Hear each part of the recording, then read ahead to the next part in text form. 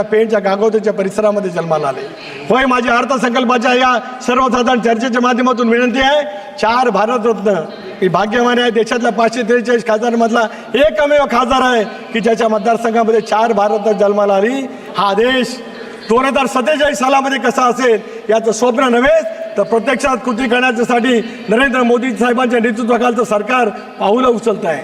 देशातल्या 140 कोटी जनतेला विश्वास आहे की 2047 साल आम्ही असू किंवा नसू मला माहीत नाही, पण 2047 सालामध्ये जगामध्ये महाराष्ट्र म्हणून भारत देश अमेरिकेपेक्षा पुढं असेल याचा विश्वास मला आहे. आणि याच्या माध्यमातून जी काय पायाची उभारणी त्या ठिकाणी मोदी साहेबांच्या नेतृत्वाखाली केली गेलेली आहे त्याची वाटचाल यशस्वीपणाने त्या ठिकाणी होईल. 4 भारतरत्नांचं स्मारक अशा बंद करावं.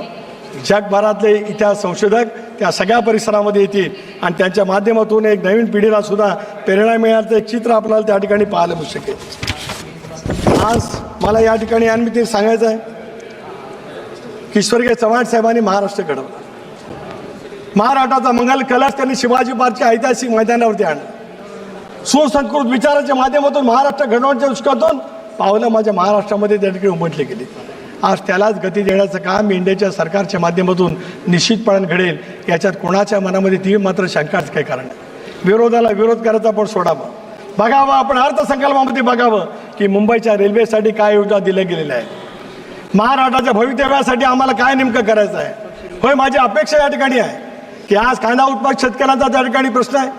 निर्यात होण्याच्या बाबतीमध्ये सुद्धा काहीतरी आपल्याला धोरण त्या ठिकाणी आखावं लागेल. शेतकऱ्यांना न्याय देण्याच्या दृष्टीकोनातून प्रयत्नाची पराकाष्ठा करावं लागेल. MSP मगाशी उल्लेख या ठिकाणी केला गेला, पण MSP 2014च्या नंतर सुद्धा 4 ते 14 पर्यंत वाढवलं गेलंच. किमान आधारभूत किंमत या देशामध्ये वाढली गेली, पण त्याच्यापेक्षा जास्त चढत्या क्रमांक जर काय कुठे वाढली गेली असेल तर नरेंद्र मोदी साहेब या देशामध्ये पंतप्रधान झाल्याच्या नंतर या देशातील शेतकरी वर्गाला फार मोठ्या प्रमाणावरती त्या ठिकाणी न्याय मिळाला. पण कांदा उत्पादक शेतकरी असेल, ऊस उत्पादक शेतकरी असेल, सोयाबीन उत्पादक शेतकरी असेल, कास उत्पादक शेतकरी असेल, या शेतकऱ्याला न्याय देण्याची भूमिका सुद्धा पुढच्या कालावधीमध्ये करणं हे सरकारचं कर्तव्य त्या ठिकाणी ठरू शकतं. पुढच्या कालावधीमध्ये सुद्धा अधिक गतीने आपल्याला त्या ठिकाणी काम करायचं आहे. देखिए, मुझे उसके बारे में कुछ कहना नहीं चाहता हूँ. मैं यही कहना चाहता हूँ कि भारत को किसानों के लिए जो कुछ न्याय देने का प्रयास एनडीए के सरकार के माध्यम से हुआ है और आगे कुछ करने की कोशिश वहाँ पे करनी चाहिए, उसमें दो राय नहीं है. There is no dispute in that. Bharat कृषी प्रधान देश आहे. जगाच्या पाठीवरती निर्यात करणारा मोजक्या देशांच्या मध्ये आज माझा भारत देश त्या ठिकाणी आहे. आणि म्हणूनच चढत्या क्रमाने जर का आम्हाला अर्थव्यवस्था वाढवायची असेल या देशातल्या या संबंध शेतकरी किसान उत्पादक किसानांना सुद्धा न्याय देण्याची प्रक्रिया पुढच्या कालावधीमध्ये केली गेली पाहिजे. अनेक गोष्टी आहेत की ज्याच्यातून आज आपल्याला अनेक गोष्टी कराव्या लागतात. आरक्षणाच्या प्रश्नाच्यामुळे महाराष्ट्रामध्ये काही व्यक्ती काही प्रवृत्ती जाणीवपूर्वक खतपाणी घालत महाराष्ट्राच्या शाहू फुले आंबेडकरांच्या सामाजिक समतेला धक्का देण्याचा प्रयत्न त्या ठिकाणी करत आहेत. मला विनंती आहे या माध्यमातून सुद्धा की सुवंत महाराष्ट्र या देशाच्या पाठीवरती एक दिशादेशक म्हणून या महाराष्ट्रांची काय यशस्वीपणाने वाटचाल केलेली आहे ती वाटचाल पुढच्या कालावधीमध्ये त्याच पद्धतीने आम्हाला गतिमान ठेवायची असेल ते एनडीएच्या सरकारशिवाय आम्हाला झुकतं माप त्या ठिकाणी मिळू शकत नाही. आम्हाला विश्वास आहे की महाराष्ट्रामध्ये आज महायुतीच्या सरकारच्या माध्यमातून जी महाराष्ट्राची मुख्यमंत्री लाडकी बहीण योजना त्या ठिकाणी करण्यात आलेली आहे, ज्याच्या माध्यमातून महाराष्ट्रामध्ये पुन्हा एकदा देशातल्या या एनडीएच्या सरकारच्या माध्यमातून अधिकाधिक योगदान मिळत पुन्हा एकदा ऑक्टोबर येणाऱ्या निवडणुकीमध्ये महाराष्ट्रामध्ये महायुतीचं सरकार येईल याच्यात माझ्या मनामध्ये ती मात्र सरकारचं काही कारण नाही. पण त्याच्यामुळेच महाराष्ट्र द्रोह असा विचार मनामध्ये काहीतरी वेगळ्या पद्धतीने केलं जात आहे असा आभास निर्माण करण्याचा जो काही प्रयत्न केला जातो आहे तो अत्यंत चुकीचा आहे असं मला या ठिकाणी यानिमित्त सांगायचं आहे. आज महाराष्ट्रातला एक खासदार या नात्याने या सरकारला माझी नम्रतेची विनंती आहे की स्वर्गीय चव्हाण साहेबांनी सुसंस्कृत महाराष्ट्र घडवल्या त्या चव्हाण साहेबांना सुद्धा भारतरत्न त्या ठिकाणी देऊन त्यांचा यथोचित गौरव महाराष्ट्राचा यथोचित गौरव या सरकारने करावा अशी माझी विनंती या ठिकाणी आहे. महाराष्ट्राचे मुख्यमंत्री बॅरिस्टर अंतुले यांना सुद्धा पद्मश्रीचा पुरस्कार त्या ठिकाणी देऊन त्यांनी केलेल्या कार्याचा गौरव सुद्धा त्या ठिकाणी व्हावा अशापैकी विनंती त्या ठिकाणी माझी मनापासूनची करायची. महाराष्ट्राच्या मराठी भाषेला मी आज मराठी या ठिकाणी का बोलतोय, मला इंग्रजी बोलता येत असल्यानं नाही भाग, मी हिंदीमध्ये सुद्धा बोलू शकतो, इंग्रजीमध्ये सुद्धा बोलू शकतो, पण तुम्ही एक प्रतिज्ञा केली, जोपर्यंत मराठी भाषेला अभिजात भाषेचा दर्जा मिळत नाही तोपर्यंत मी माझ्या माय मराठी भाषेतच त्या ठिकाणी भाषण करणार आहे. संत श्रेष्ठ ज्ञानेश्वर माऊलीने माझ्या मराठीची बोलू कौतुके, परी अमृतातही पैजासी जिंके, ऐशी अक्षरे रसिके मेळबीन. संत ज्ञानेश्वर महाराजांनी, संत तुकोबारायांनी संत साहित्याच्या माध्यमातून महाराष्ट्र अतिशय आध्यात्मिक विचारसरणीच्या माध्यमातून घडवला. त्या महाराष्ट्राला गतिमान करण्याच्या दृष्टीकोनातून या केंद्र सरकारच्या माध्यमातून या अर्थसंकल्पातसुद्धा झुकतं दिलेलं आहे. कोणाच्या मनामध्ये ती मात्र शंकाचं काही कारण आहे.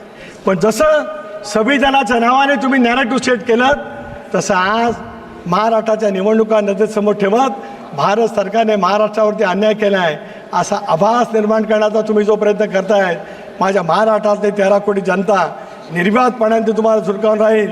नरेंद्र मोदींच्या नेतृत्वाखाली यशस्वीपणाने वाटचाल करण्यासाठी तिसऱ्यांदा ज्यावेळेला 140 कोटी जनतेने स्पष्टपणाचा कौल ज्या वेळेला त्या ठिकाणी दिलेला आहे, अरविंदजी हे पदकवीर जेवढे तुम्ही मला दाखवतात, यांच्या राज्याला जेवढा निधी दिला आहे तेवढा निधी महाराष्ट्राला वाढवण बंधनाला दिला.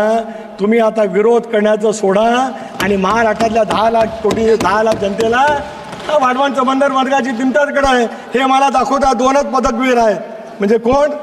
तर चंद्रबाबू नायडू आणि बिहारचे मुख्यमंत्री नितीश कुमार नाही. तिसरे पण आहेत, एकनाथराव शिंदे, देवेंद्र फडणवीस, अजितदादा सुद्धा आहेत. न मागता या सरकारने 78,000 कोटी रुपयाचं वाढवणचं बंधन दिलं.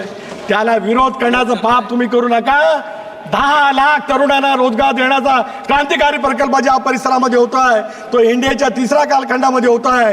याचा महाराष्ट्रातला खासदार म्हणून आम्हाला अभिमान आहे आणि महाराष्ट्रातल्या 12 कोटी जनता या नेतृत्वावरती शिक्कामोर्तब करत, निर्मलाजी तुम्ही जो अर्थसंकल्प या ठिकाणी मांडलात, महिलांच्यासाठी तुम्ही ज्या काही योजना दिल्यात, माझं महाराष्ट्राचं सरकार त्या योजना राबवण्याच्या दृष्टिकोनातून सक्षमपणाने त्या ठिकाणी काम करत राहील एवढा विश्वास या ठिकाणी व्यक्त करतो.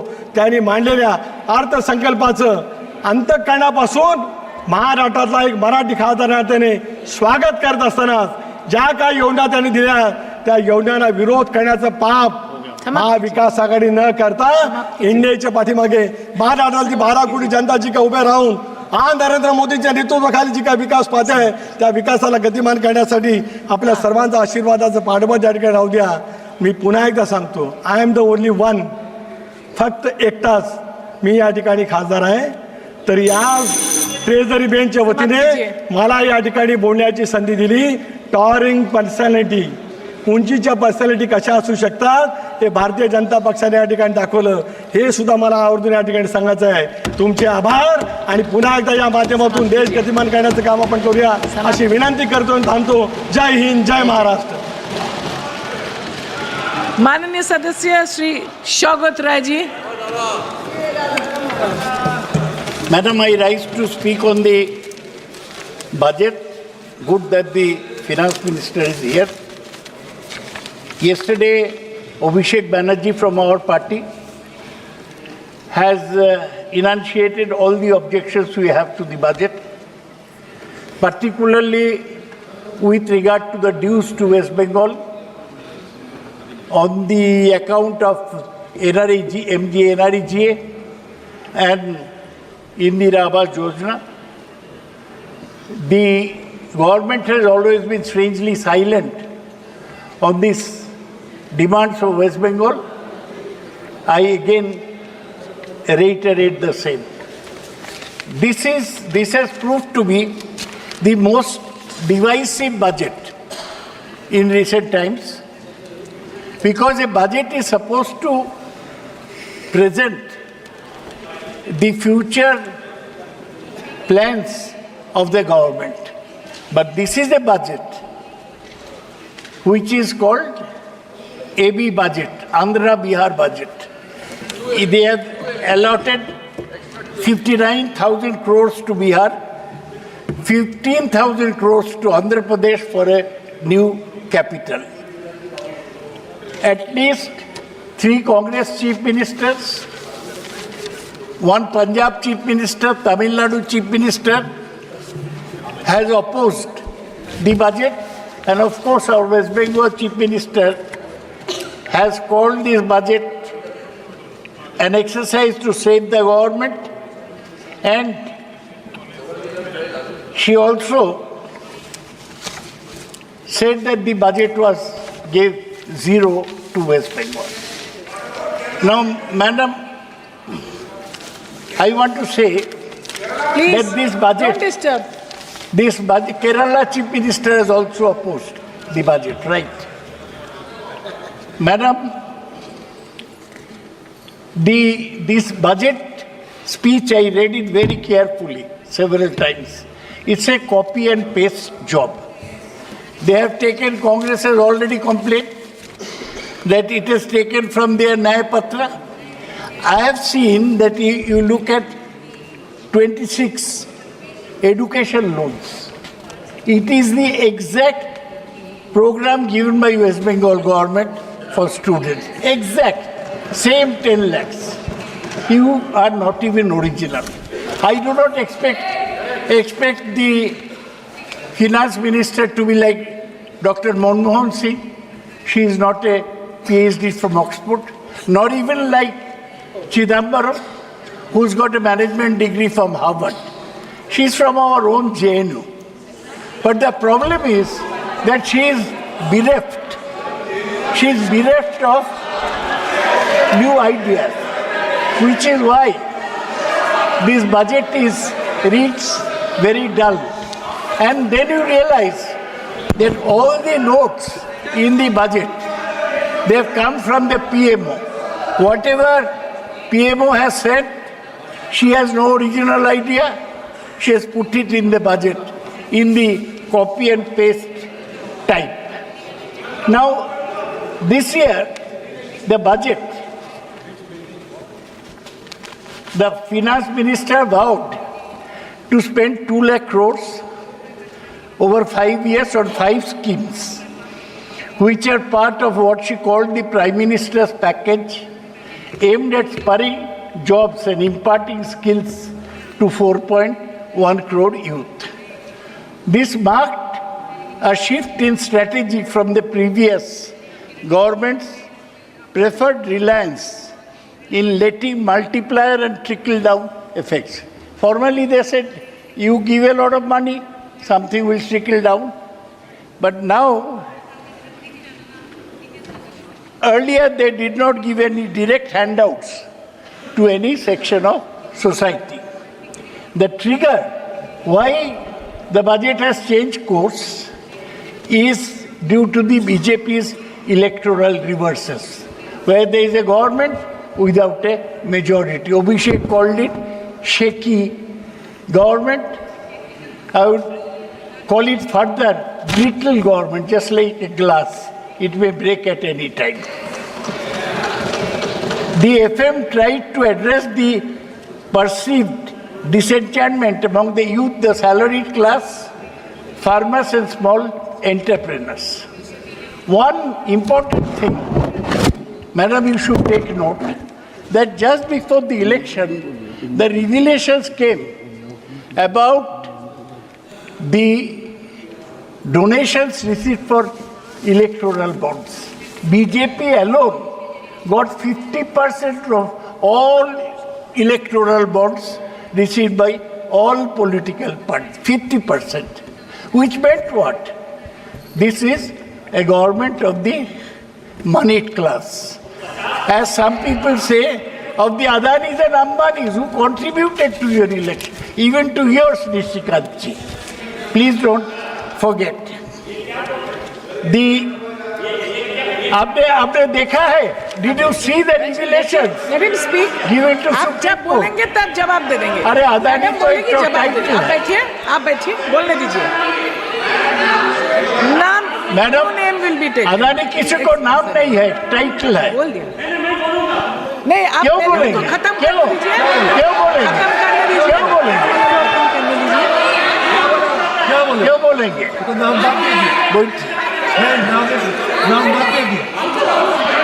बोलছি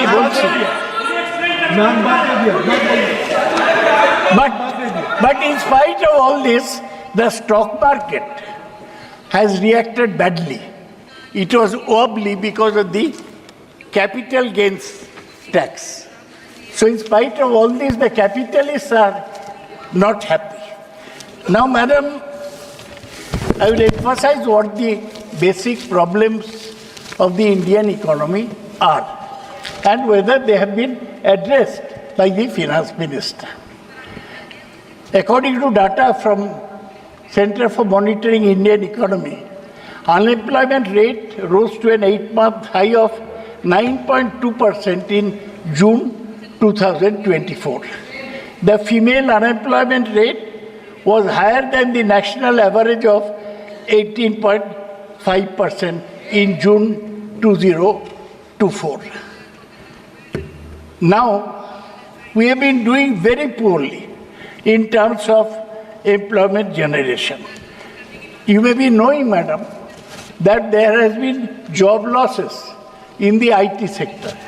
Now, with AI, artificial intelligence coming in, there is fear of further job losses in what was seen as the most profitable part of Indian economy. The second big problem in India's economy is rising inflation. The annual consumer inflation rate in India rose to 5.08% in June 2024, well above market expectations. Prices accelerated steeply for food, 9.36%, which is responsible for nearly half of the weight of Indian consumer basket.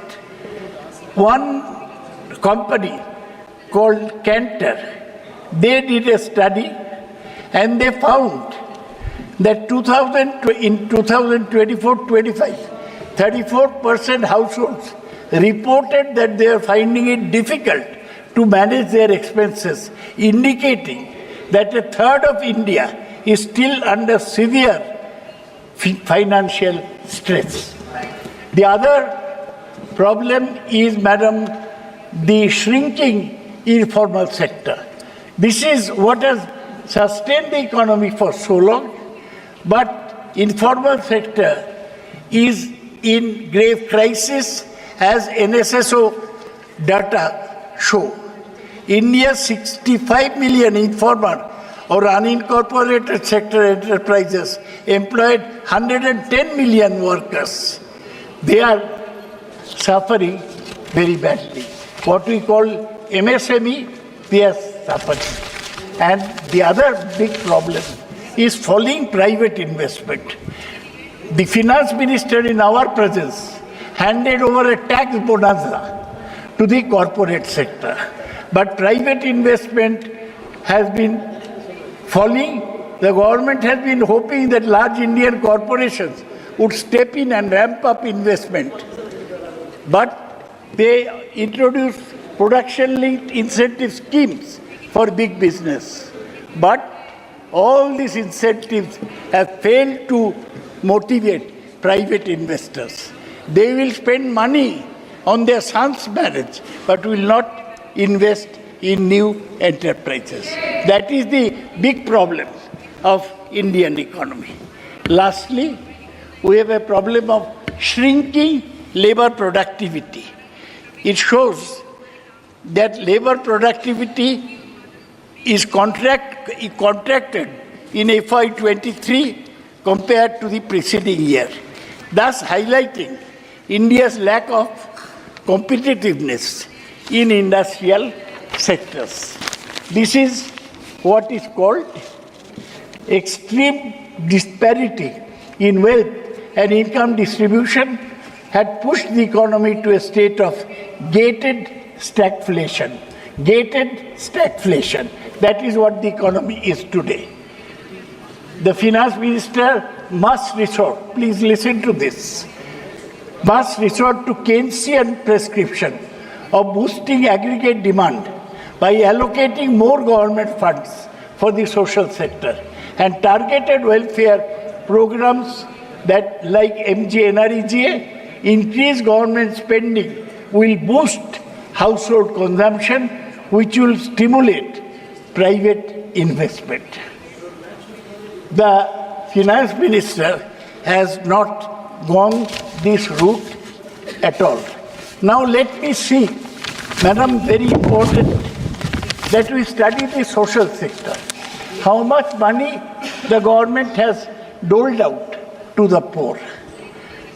The allocation for school education has increased only by a nominal 5,000 crores.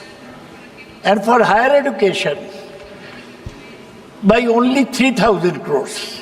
In both cases, estimated recoveries are substantially higher compared to previous year, indicating higher fees and self-financing schemes in educational institutions. Allocation for health and family welfare has barely increased by 1,500 crores. So health and education, this, as Dr. Amartya Sen is fond of saying, are the foundations of economy. And there we are not having enough money. There is hardly any increase in food subsidy too, despite the need for expanding coverage to current population level. Lastly, smaller yet critical schemes, listen to this, ma'am, that address vulnerable populations have not got much attention.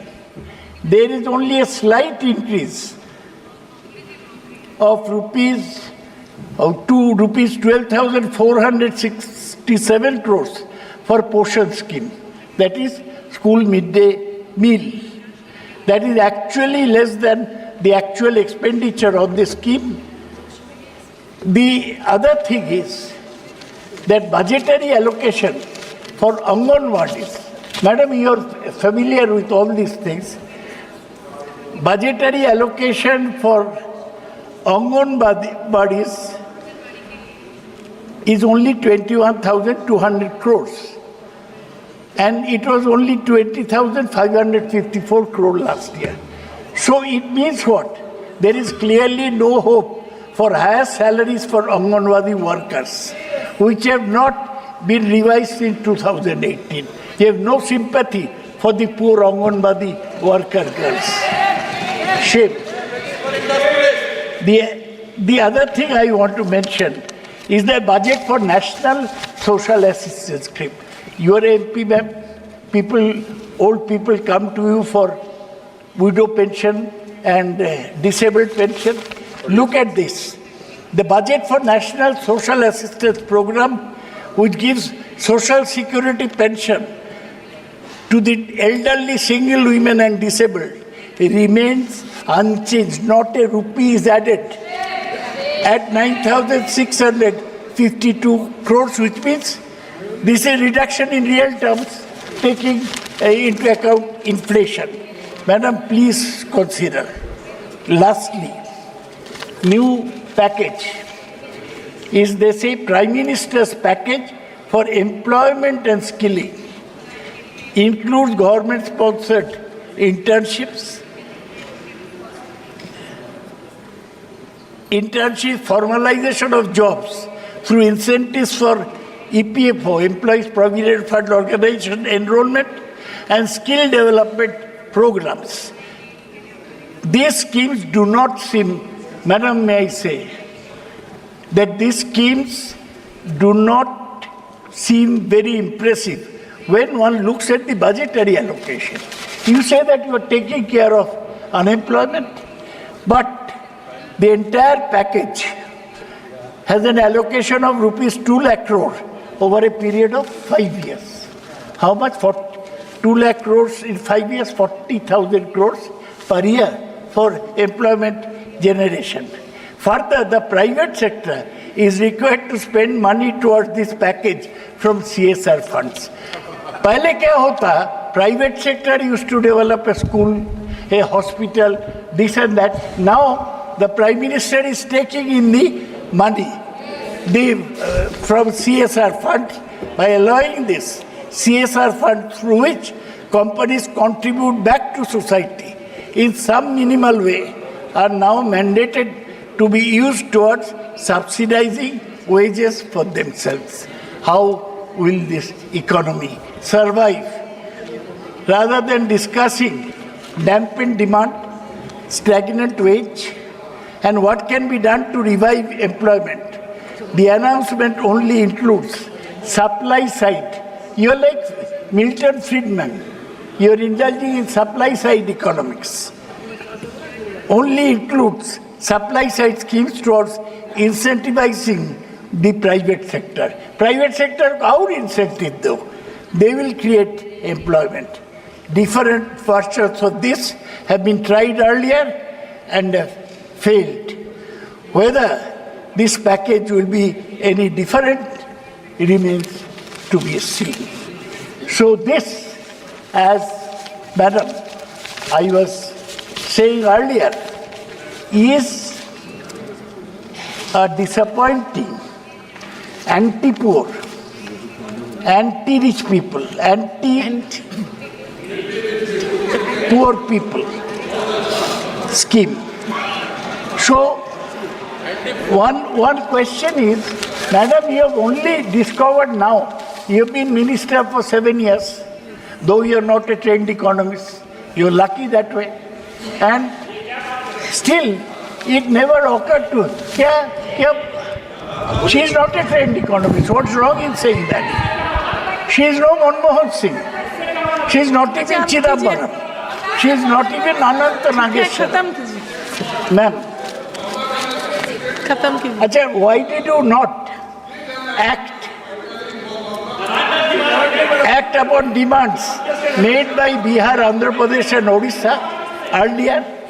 Why are you thinking of them now? Only because of the political compulsions. In your brittle, unstable government, they are the crutches on which you live. And your economy, your budget is going haywire because lopsided because of all these things.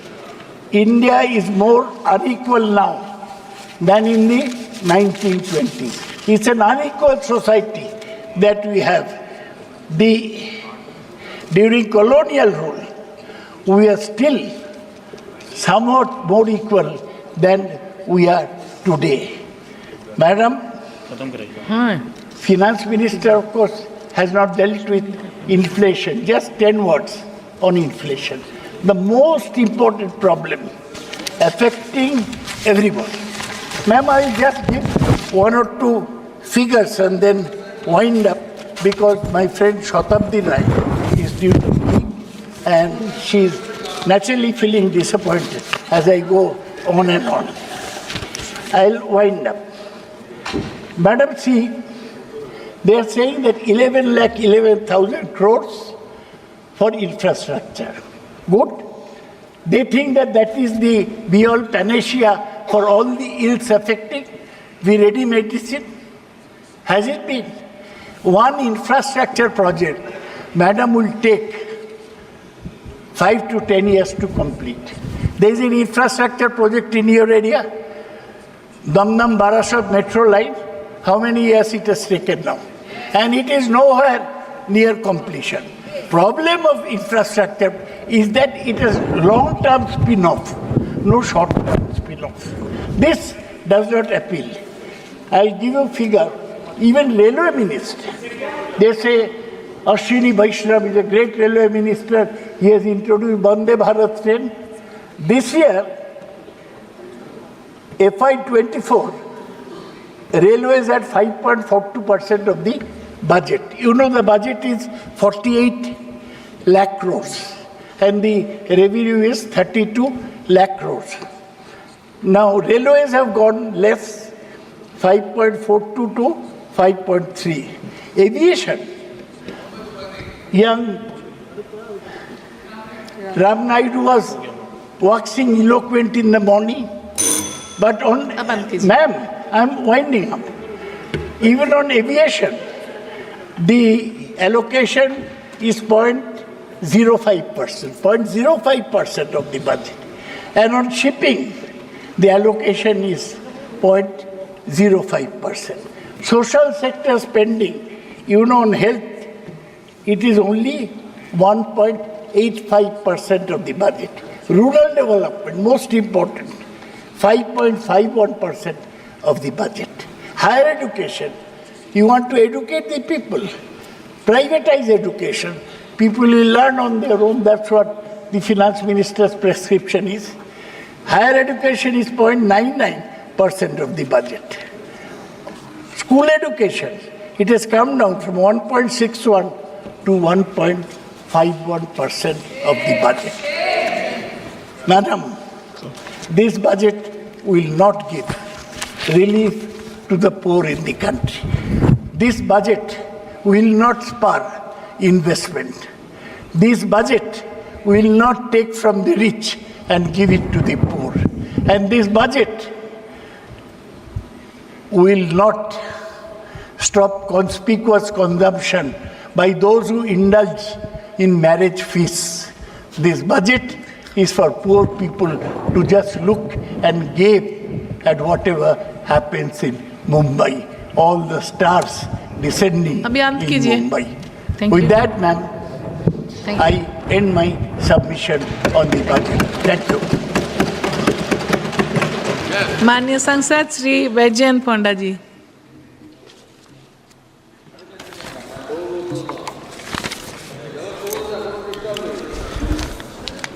Madam Chairperson, as I rise to speak in support of the budget, I seek your indulgence. From the turn of the century, for almost 2 decades, I had the opportunity and I was privileged to speak many times on the budget in both the August houses. But I have been away for a while, for about 5.5 years, and now back as a member of this House, it is my great privilege to speak on this most important budget, but it is almost akin to a maiden speech. Madam, I compliment Honorable Finance Minister Nirmala Sitharaman ji on this historic budget. Historic because not only is it her 6th successive budget, I stand corrected, 7th successive budget, but the first one in the historic 3rd consecutive term headed by Prime Minister Narendra Modi. Madam, I wish to put this budget in the context of what has happened in the last 10 years. I will speak on the budget, but this context is important, madam, because we have just a few minutes ago heard a pining for the colonial era. We have heard a little bit before that weird allegations that this government is like the British Raj, which has just been contradicted by my previous speaker, who was pining for the colonial era of the 1920s. Madam, there are terms to describe this kind of an attitude, but I will remain parliamentary. And so the parliamentary term for it in social sciences is referred to as a westernized oriental gentleman, a wog. And that's because while you pine for the former masters and the degrees that they give from their countries and denigrate ours, those former masters don't respect you. Those former masters don't respect you. They refer to you, when they are charitable, as wogs. Madam, the context of the last 10 years is as follows. When Prime Minister Modi formed his first government 10 years ago, he inherited from the previous government a huge backlog of undone reforms. In fact, in the words of my friend, the honorable member from Thiruvananthapuram, you might call it a long laundry list of unattempted reforms. Starting with GST, going on with the bankruptcy code, and we could keep going on and on. Madam, this budget is both very wide in its scope, but also very deep in addressing the reforms that are necessary to take Bharat forward. Madam, for the last 5 years from outside this House, I have admired Nirmala Sitharaman ji's previous budgets when during the second Modi government, she consolidated on the deep fiscal reforms that were initiated in the first Modi government by my friend, the late Arun Jaitley. In the second term, during Nirmala Ji's budgets being presented, India consistently remained the fastest growing large economy in the world.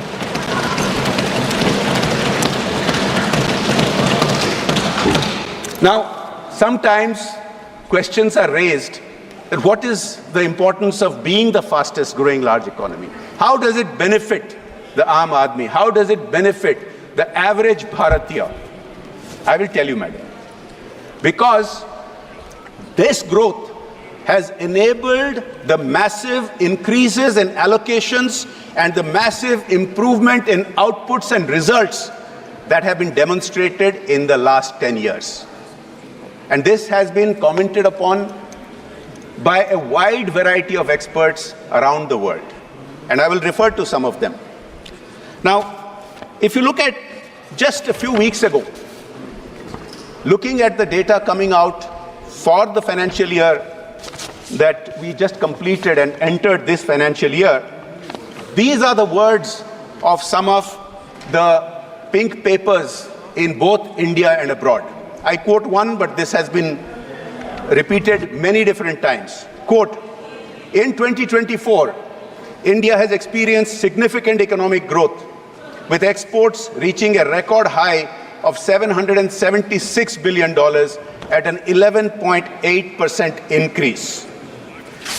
The unemployment rate has dropped to a record low of 3.1%, and business activity and job creation are at an 18-year high, reflecting a robust economy. Now, madam, some of my friends in the opposition branches get a little triggered when we cite some of these statistics. So I'll have to issue a trigger warning. But the data indicates, if you look at the job creation data, for example, in just look, I'll tell you where it is manipulated. The manipulated data comes from certain organizations where the head of the organization is the head of your manifesto drafting committee.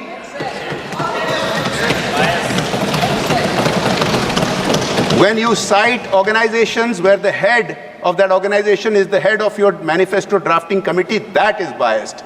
This is not biased. These are RBI data. These are reflected by the World Bank and by the IMF and by India's pink papers. Next, just in the manufacturing and services sector, in the last 10 years, 89 million jobs have been created. Compare this with only 66 million in the previous 10 years. Look at the economic survey that preceded the budget just a couple of days ago. The economic survey points out that the percentage of youth who are deemed employable has improved from 34% to 51% in the last decade. And this work is being taken forward with many other steps to be mentioned in this budget, which I will come to. Madam Chairperson, I think while increasing these allocations, I'll refer to some of the increased allocations in infrastructure and other areas. While increasing these allocations, for example, my previous speaker just mentioned allocations to health. I think the House deserves to know that in the last 5 years, under the leadership of Prime Minister Modi, Nirmala 9.5%, which is a new record. Madam, the system has to have a capacity to absorb, and that's why it has to be stepped up gradually. You cannot beat this high CAGR commitment to health. But madam, I think one of the most impressive parts of the Modi government, especially in the last 5 years, is how the fiscal deficit has been managed, despite these high allocations for the growth of India. And madam, I refer to the fiscal deficit, it gets referred a lot, but I want to take a moment to go behind why it is important. Madam, in this House, not just in the treasury benches, but also in the opposition benches, there are many friends with whom I have personally sat and engaged in discussions with multilateral and global financial institutions, and they point out that the single biggest factor they look at when giving a country rating is the fiscal deficit.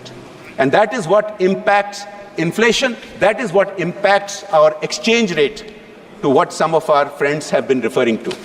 Madam, the fiscal deficit, which was inherited 10 years ago at 4.5%, was continually brought down in Modi ji's first government until it reached 3.4%. And then the whole world was turned upside down because of the COVID pandemic, and India managed it far better than all other countries. But yes, of course, we saw a rise of the fiscal deficit to 9.2%. But the roadmap that has been shown since then by the Honorable Finance Minister has been rigidly adhered to, coming down year after year to 6.7%, 6.4%, 5.9%, 5.8%, 5.6%, 4.9% this year, and her commitment to bring it back down to 4.5% next year is extremely commendable. Madam, one of the challenges of high growth rate is sometimes it does create inequalities. And that is an allegation that some of our friends have been wrongly making. And I'll tell you why, madam. Because inequality is something that is measured. There is something called the Gini index, which measures inequality in a society across all countries. Madam, the reality is India's Gini index, which started out 10 years ago in the mid-30s, has remained in the mid-30s. Inequality has not changed by economic parameters. And madam, why this is particularly impressive? But Gini index, why? Just look it up. It's very simple. You can Google it. Now, madam, the important thing is the Gini index of India is far better than other BRICS countries like China and Brazil, which means despite being in the same economic strata, we are a far more equal society. What is even more impressive is that our Gini index compares more favorably than highly developed countries which have been allocating huge sums to welfare, such as the United States, such as the UK. Madam, the reason that our Gini index has been so impressive is because of the allocations and the outputs and the results of many of the aspects of the last 10 budgets, and particularly this historic budget. Let me give you an example, ma'am. The Pradhan Mantri Awas Yojana. Because to maintain equality in a society, if you provide roti, kapda and makan, that is what helps maintain equality. Pradhan Mantri Awas Yojana, madam, just a comparison. In the years before the last 10 years, there were schemes like the JNNURM and the Rajiv Awas Yojana, which sanctioned a total of less than 13.5 lakh houses. By comparison, since 2015, the Pradhan Mantri Awas Yojana has sanctioned 42 million houses, and this year 30 million more houses are going to get built. Take for example, ma'am, the Jal Jeevan Mission, another very key aspect of the various budgets of the Modi governments 1, 2 and 3, especially in the last few years. Ma'am, take a look at this. I'll give you the statistics. The Jal Jeevan Mission, just a few days ago, please have the patience to listen. Please have the patience to listen. The Jal Jeevan Mission.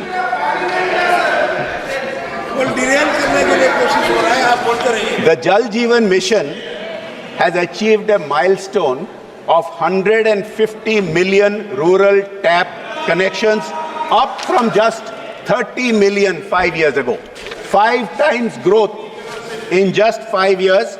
This translates to 2.28 lakh villages and 190 districts achieving the Har Ghar Jal milestone. Similarly, Ayushman Bharat, which provides health coverage to hundreds of millions of Indians, the world's largest such program, again this year has got 7,300 crores allocation to take it forward. Madam, there have been some comments on this historic budget's focus on Purvodaya. I think it is important to discuss this. Now, the Prime Minister is on record as having a deep commitment to the Northeast and the East, which he has repeatedly explained, that unless these previously neglected regions get developed, Bharat is not going to get developed. And that is why he has visited the Northeast a record number of times, more than all his predecessors. And the budgets that have been allocated for the East and Northeast have been witness to this transformation. Now, I will come to the point where you might really want to get excited. So, Madam, the East had been traditionally neglected by the center. But what is more tragic is that within the East, there was discrimination from one state to another, despite ministers from those eastern states having had a role in Delhi. Madam, more than 20 years ago, when I first spoke at a budget, in those days the railways budget was different, separate, I was myself shocked to find some of the statistics. Pani. Madam, I still remember the statistics more than 20 years later. And please, my friends, please reflect on this. 20 years ago, when I first spoke on the budget, I found that West Bengal had the country's highest rail track density. And I remember the number. It was 42 kilometers per square kilometer. Right next door to West Bengal was my state of Odisha, lowest in the country, 14 kilometers per square kilometer. Every year, we used to appeal to the center to increase our allocation. We used to keep getting a few piddly 100 crores. And our appeal was, at least please give us 1,000 crores. In the first Modi budget 10 years ago, we were gobsmacked when the allocation straight away went 5 times to